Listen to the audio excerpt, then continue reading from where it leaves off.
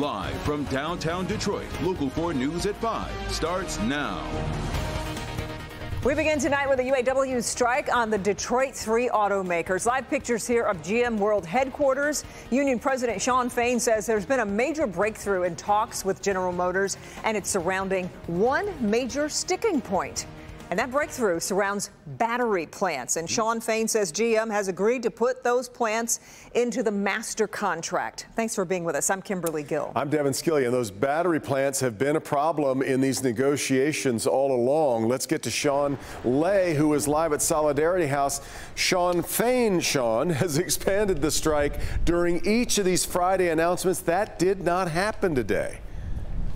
And here's why. When Shawn Fain and the UAW threatened GM today with shutting down and striking its Arlington, Texas plant, think big high-end vehicles there, 5,000 workers. GM apparently blinked at the table and handed over a major concession here. Let's get right to the headlines here. No new strikes called. Here's why. GM handing over battery production now under the UAW. Can't stress enough how big that is for the UAW. And UAW says GM is now taking the lead in wage increases, but far more needs to be done. Fain talking tough. But right now, in bargaining, you have to give something to get something. UAW got something. What are they giving? No walkouts right now.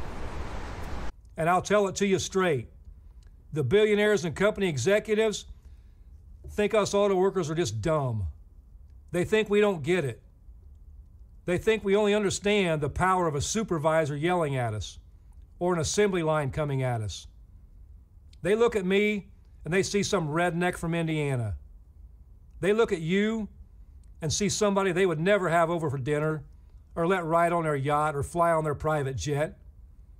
They think they know us, but us auto workers know better.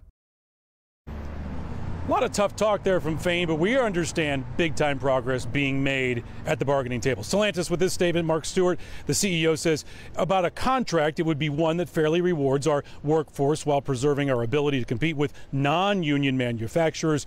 5 o'clock, we got a statement from GM. The negotiations remain ongoing. We continue to work towards finding solutions to address outstanding issues. Our goal remains to reach an agreement that rewards our employees and allows GM to be successful in the future. Devin? All right, we will obviously, hour by hour, we will stay on. All right, Sean.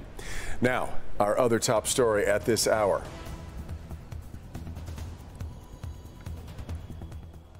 I'm Mara McDonald, live on Detroit's northwest side. Take a look behind me. You can see what police are dealing with out here, which has been described as an especially violent case of road rage. At least 2 vehicles involved here at Burlingame. You've got a pickup, you've got a van. Now, I want you to take a look at the ground. Do you see all those shell casing markers?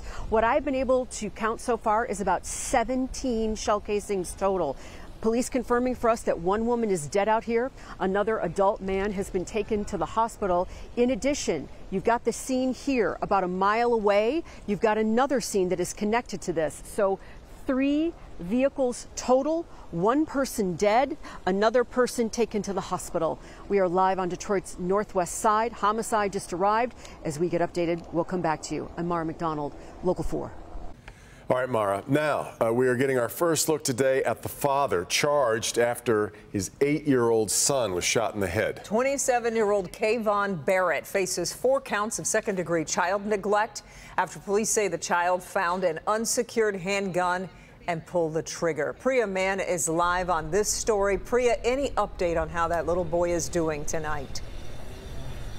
Well, Kim, police tell us that that little boy remains in the hospital in critical condition and that he has a long road to recovery ahead. Meanwhile, his father appeared before a judge here at 36th District Court to be arraigned on this senseless shooting. People versus Kayvon Barrett counsel. Detroit father is facing 4 counts of second-degree child abuse. Police say Kayvon Barrett's son found an unsecured weapon in their home and shot himself in the head. And the reason that happened, Your Honor, is because the defendant, who owned 4 guns, found several live shells on a bookshelf, and he had another gun also before this, and he gave it to his brother, who also lives in the house. Police say there were 4 adults and 4 children under the age of 8 inside the home when the child found the unsecured gun earlier this week. There's an allegation in the investigator's report that calls to 911 were delayed by 10 minutes as a child lay bleeding from his head on the floor because the adults around were more concerned with their own problems.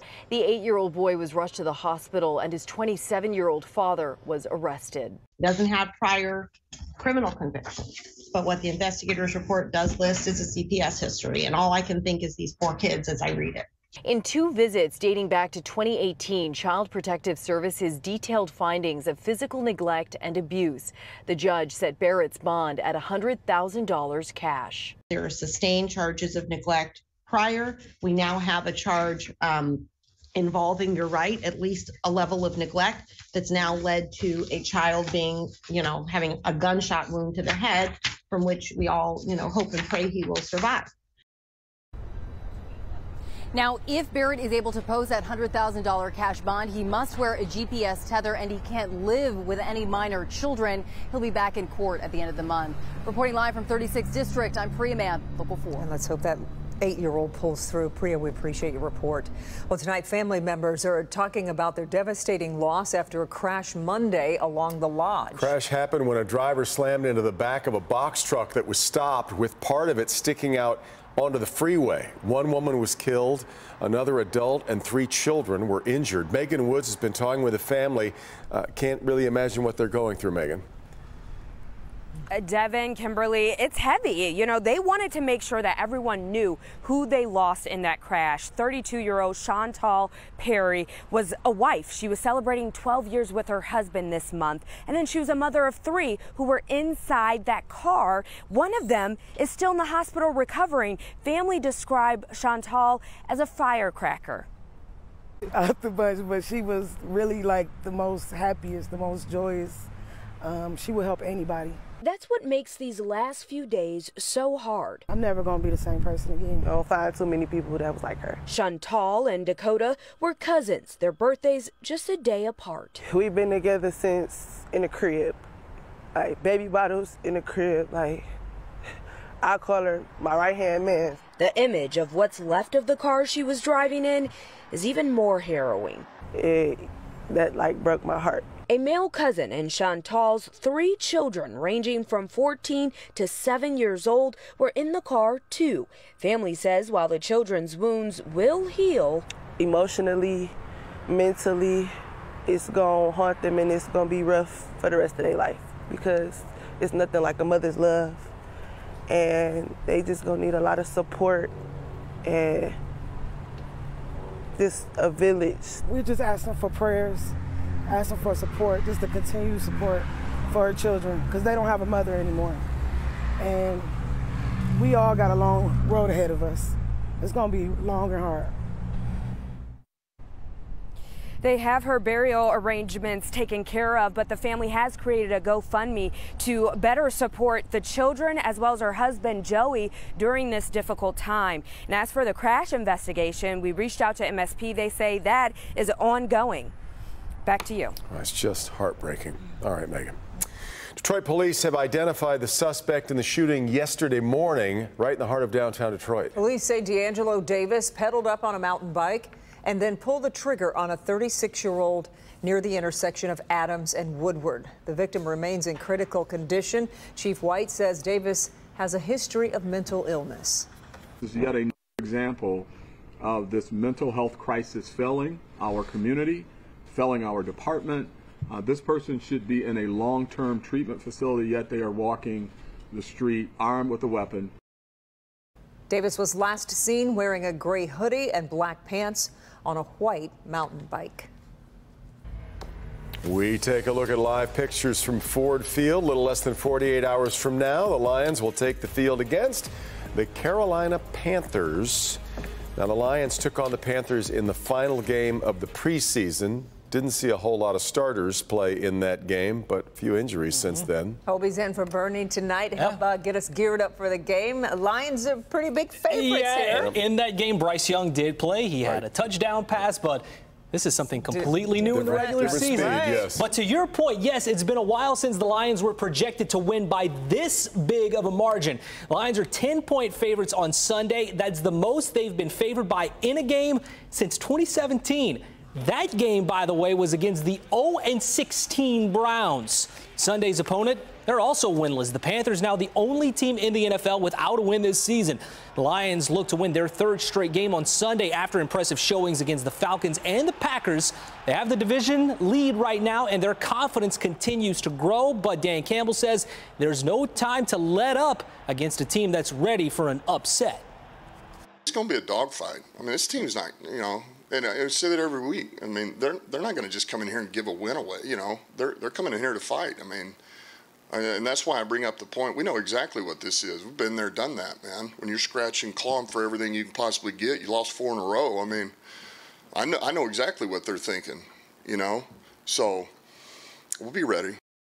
And Devin mentioned injuries. The Lions could be without some key playmakers, including their leading receiver. Amon-Ra St. Brown is doubtful for Sunday, and rising rookie safety Brian Branch is out with that ankle injury he had against the Packers. So could be shorthanded on Sunday. I would feel better with both of those guys playing. I think a lot of fans would, yeah. No doubt. All right, see you a little bit, Hobie.